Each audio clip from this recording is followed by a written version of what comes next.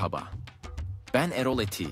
Dünyayı keşfetmeyi ve sizlerle paylaşmayı seven biri olarak bu kanalda hem gezip gördüğüm yerleri anlatıyor, hem de yurt içi ve yurt dışından en dikkat çekici gelişmeleri sizlere aktarıyorum. Yeni yerler, farklı kültürler ve gündemin nabzı hepsi burada. Hazırsanız birlikte keşfetmeye başlayalım.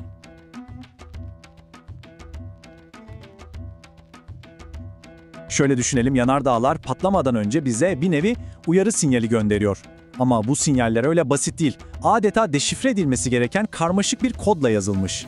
İşte bugün bilim insanlarının bu gizemli kodu nasıl çözdüğüne ve hayat kurtaran o sırrı nasıl ortaya çıkardığına hep birlikte bakacağız. Bu soru var ya, volkanoloji alanındaki en büyük zorluklardan biri aslında. Çünkü doğru bir tahmin demek, binlerce hatta on binlerce hayatın kurtulması demek. Ve işin güzel yanı ne biliyor musunuz? Cevap evet. Gerçekten de bizi uyarabiliyorlar. Evet, uyarabiliyorlar ama kendi dillerinde. Bu dil yerkürenin sarsıntılarından oluşuyor. Yani depremlerle konuşuyorlar bizimle. Ama şöyle bir durum var, bu depremlerin hepsi aynı anlama gelmiyor. Bazıları var ki işte onlar yaklaşan bir patlamanın habercisi olan çok özel bir mesaj taşıyor. Şimdi bakın, normal bildiğimiz bir tektonik deprem. Keskin bir çat sesi gibi bir şey kırılır ve ses biter. O kadar. Ama bir de hibrit deprem denen acayip bir şey var.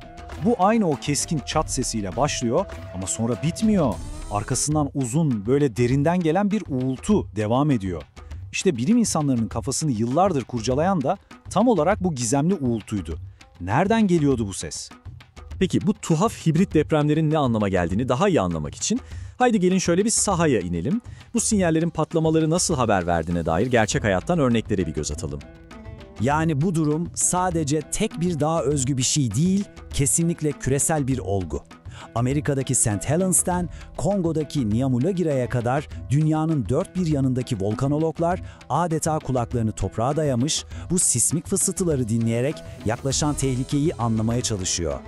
Şimdi şu zaman çizelgesine bir bakın, olay ne kadar netleşiyor. Nyamulagira yanardağında olan biten tam olarak şu. Patlamadan önceki aylarda hibrit depremlerin sayısı giderek artıyor.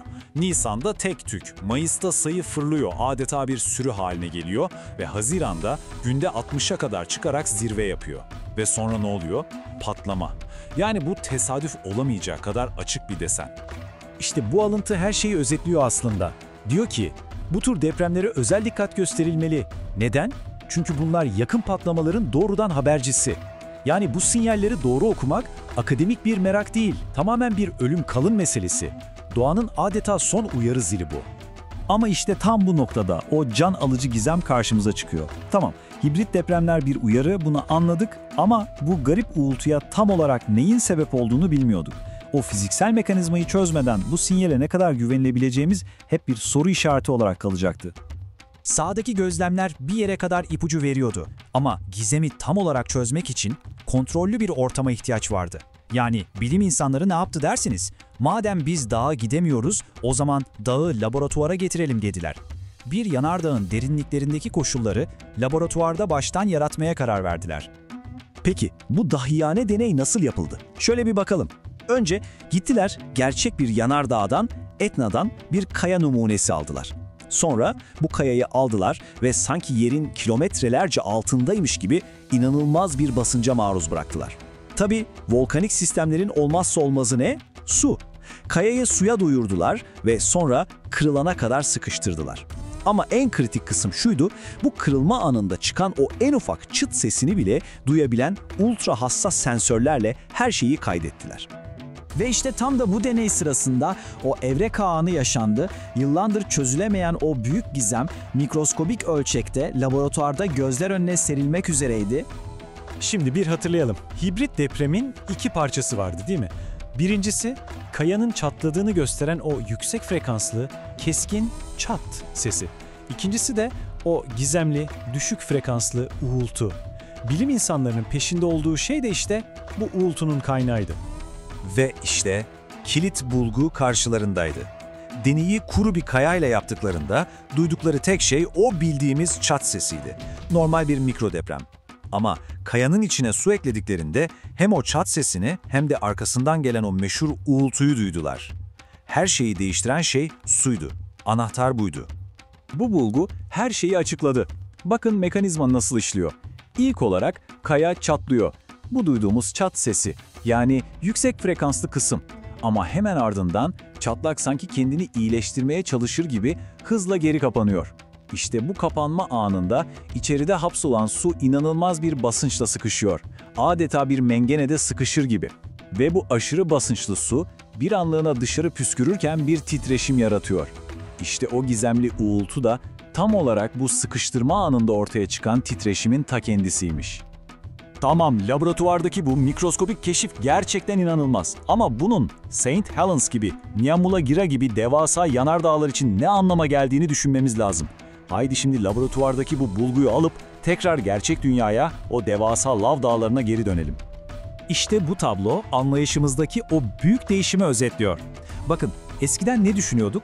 Uğultunun sıvılarla ilgili olduğunu biliyorduk ama mekanizma belirsizdi. Belki magma akıyordu, belki de ses dalgaları yolda bozuluyordu, bir sürü belki vardı. Ama şimdi ne biliyoruz? O uğultunun çatlayan kayanın içindeki suyu sıkıştırmasıyla oluştuğunu net olarak biliyoruz. Yani belirsiz bir ipucu artık elle tutulur, belirli bir fiziksel sürece bağlı, çok daha güvenilir bir teşhis aracına dönüştü. Peki, tüm bunların önemi ne? Neden bu kadar büyük bir atılım? Birincisi, volkanoloji alanındaki onlarca yıllık bir gizem çözülmüş oldu. Ama daha da önemlisi şu, artık bir hibrit deprem duyduğumuzda bunun yer altında yüksek basınçlı sıvıların olduğu bir bölgede kayaların kırıldığı anlamına geldiğini kesin olarak biliyoruz. Bu da ne demek? Patlama tahminleri artık sadece birer gözlem olmaktan çıkıp belirli bir fiziksel mekanizmaya dayanan daha güvenilir bir bilime dönüşüyor. Ve bu da tabii ki kamu güvenliğini arttırmak ve hayat kurtarmak demek. Sonuç olarak volkanın o gizli kodunu kırmayı başardık. Artık fısıltısını daha iyi anlıyoruz. Ama bu kesinlikle sadece bir başlangıç. Şimdi sormamız gereken soru şu: yeryüzünün derinliklerinden gelen bu fısıltıları dinlemeyi öğrendiğimize göre acaba daha başka hangi sırlarını duymayı öğreneceğiz? Gelecek eminim çok daha fazlasını gösterecek.